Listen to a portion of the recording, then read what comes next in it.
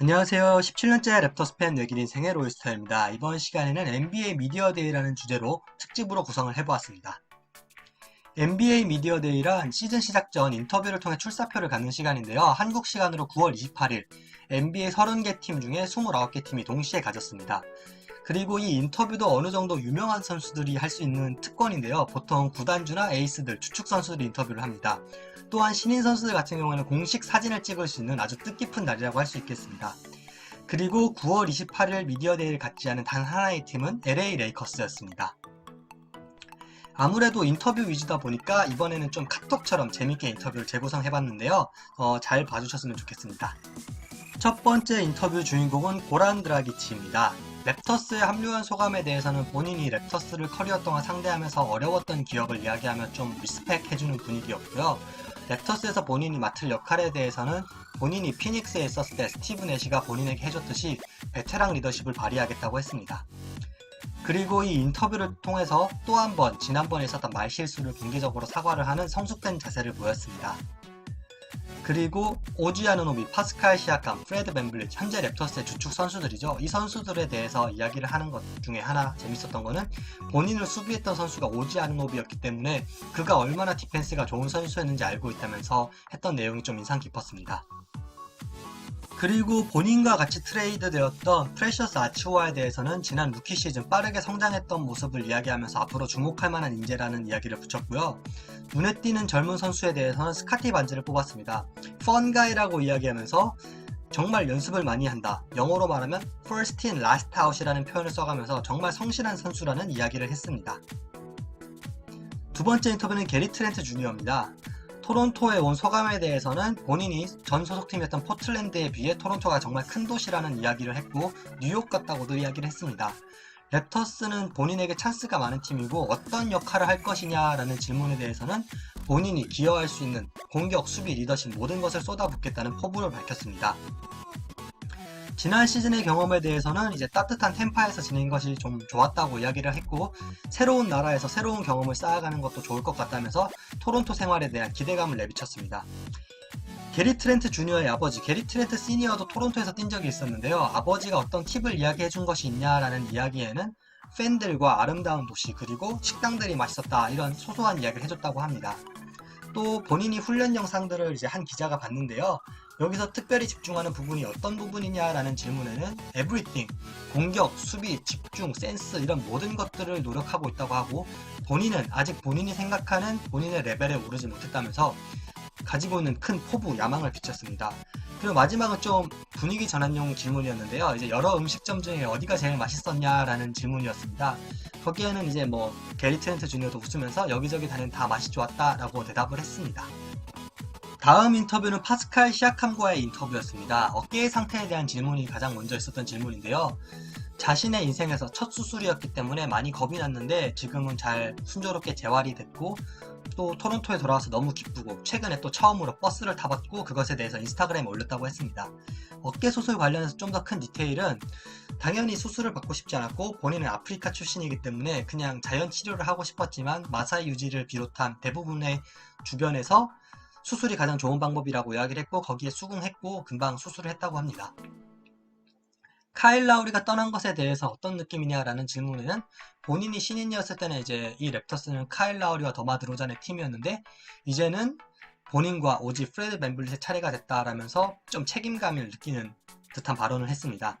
그리고 스커티 반즈를 만난 첫인상에 대해서는 이제 다시 한번 펀가이의 에피소드를 이야기를 해주면서 정말 에너지 레벨이 높다면서 웃었습니다.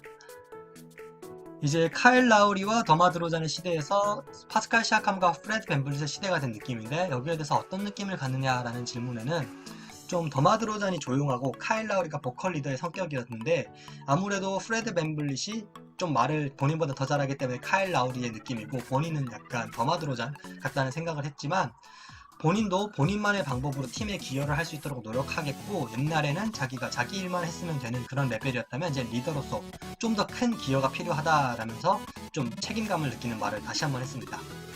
현재 랩터스 로스터에는 6분 9인치의 선수가 정말 많은데요. 이에 대해서 파스칼 시아캄은 사실 나이가 좀 키가 큰 것 같다면서 아마 6'10일지도 모른다라는 우스갯소리와 함께 이 랭크, 길이가 중요한 게 아니다라는 좀 의무심장한 이야기를 했습니다. 그리고 마지막은 아까 말했던 것처럼 좀 분위기 전환형 질문이었는데요. 처음으로 버스를 탔던 소감에 대해 물어봤습니다. 이에 시아캄은 오랜만에 토론토에 왔기 때문에 그 전에 해보지 않았던 걸 해보고 싶었다고 이야기를 했으면서 이제 버스를 탔던 것에 대한 이야기를 마쳤습니다. 사실 파스칼 시아캄이 아프리카 카메룬 출신이기 때문에 불어도 할 줄 압니다. 따라서 이제 많은 기자들이 불어로도 질문을 했고 시아캄이 불어로도 대답을 했는데요. 그랬기 때문에 제 입장에서는 좀 해석하기가 어려웠던 점도 있었습니다. 프레드 벤블립과의 인터뷰 이야기를 하기 전에 좀 재미난 소식이 있어서 공유를 해드리고자 합니다. 말라카이 플린과 파스칼 시아캄의 평행 이론인데요. 두 선수 모두 7남매 중에 막내라고 합니다. 시아캄이 4형제 3자매 중에 막내이고 말라카이 플린은 3형제 4자매 중에 막내라고 합니다. 한편 파스칼 시아캄은 굉장히 따뜻한 마음씨를 가진 것으로도 유명한데요. 본인의 유니폼 43번의 4는 본인을 포함한 4형제, 그리고 3은 3자매들을 의미한다고 합니다.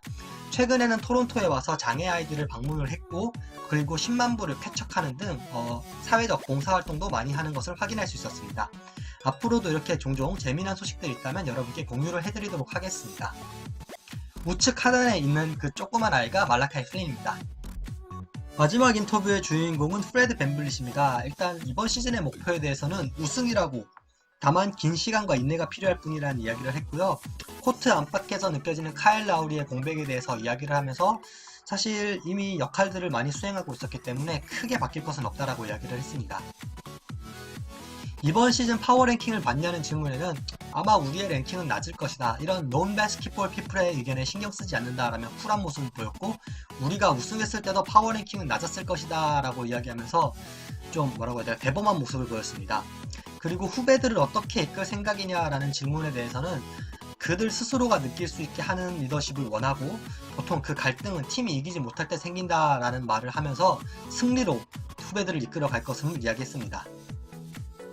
파스칼 시아캄에 대해서는 시아캄은 지난 시즌은 성장을 했지만 팀이 이기지 못하면서 주목을 받지 못했다라고 이제 시아캄을 존중하면서 시아캄이 팀이 돌아오면 팀을 위해 헌신할 것이고 팀 역시 시아캄을 돕기 위해서 최선을 다할 것이다 라는 모범적인 인터뷰를 했습니다. 또 지난 시즌의 성과에 대해서도 이제 본인 스스로가 많이 성장을 했고 하지만 아쉬웠던 건 팀 성적이었다. 그리고 사실 그 기자가 말했던 것처럼 만약 팀이 한 4위 정도로 좋은 성적이었다면 올스타가 되었을지도 모르겠지만 성공은 역시 팀 성적이다 라는 이야기를 했습니다.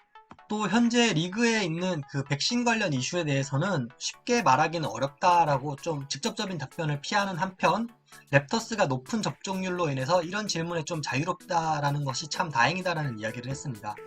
그리고 이제 말라카이 플린에 대해서는 그 무렵에 자기 자신보다 좀 더 좋은 샷 메이커며 트레이형 타입의 선수고 앞으로 계속 연습한다면 좋은 결과가 있을 것이다 라면서 후배를 존중하는 인터뷰를 했습니다. 그 non basketball people, 이제 센스있게 기자가 이야기를 했죠. 이번 시즌에 6'9" 의 선수가 굉장히 많은데 이에 대해 할 말이 있냐라는 질문은 이제 사실은 본인의 플레잉 타임이 중요해서 이런 6'9"는 나의 경쟁자가 아니라서 크게 신경 쓰지 않는다라는 이야기를 하고 닉 널스 감독을 믿고 있고 그가 알아서 잘 처리를 해줄 것이다 라면서 또 닉 널스에게 맡긴다는 그런 뉘앙스의 인터뷰를 했습니다. 또 지난 시즌을 통해 배운 것에 대해서는 이제 우승을 통해서 그리고 루징 시즌에 대해서 모두 배울 점이 있고 다시 한번 궁극적인 목표인 우승을 위해서 나아갈 것이다 라는 말을 했습니다. 마지막 질문은 이제 파스칼 시아캄이 맥스 계약을 맺고 나서도 팀이 라우리의 팀인 것 같아서 본인의 역할에 대해서 좀 고뇌를 했었고 라우리가 나중에 이젠 너의 팀이다 라는 말을 하면서 시아캄의 길을 북돋아 주었는데요. 이 인터뷰에 대해 어떻게 생각하느냐라는 질문에는 사람들이 시아캄에 대해서 오해를 하고 있다고 합니다. 그러니까 카일 라우리가 코트에 없으면 시아캄과 본인이 좀 더 책임감을 갖고 플레이를 했고 이에 대해서 이제 맥스 플레이어이기 때문에 시아캄은 좀 더 큰 책임을 느끼고 있을 뿐이고 시아캄은 이러한 책임감과 본인이 맥스 플레이어로서 내야 되는 퍼포먼스 사이에서 고뇌를 하는 힘든 시기였다고 이야기를 했고 지금은 이런 것을 어느 정도 극복을 했고 본인도 서포트를 할 것이다 라면서 정말 어떻게 보면 껄끄러운 질문인데 정말 모범적으로 답하는 그런 센스를 보여줬습니다. 참고로 이 벤블릿의 인터뷰는 무려 22분이었습니다. 따라서 제가 좀 빠뜨린 부분이 있어도 양해를 부탁드립니다. 그리고 닉널스 감독, 마텔 웹터 단장의 인터뷰도 있었지만 이 인터뷰가 너무 길어지다 보니 제가 힘이 들어서 다 하지는 못한 점 양해를 부탁드립니다. 이번 주 제가 준비한 자료는 여기까지고요. 좋아요, 구독, 댓글 모두 감사드리고 있습니다. 다음 주부터는 이제 프리시즌도 시작하기 때문에 좀 더 재미난 자료로 여러분들 찾아뵐 수 있도록 노력하겠습니다. 감사합니다.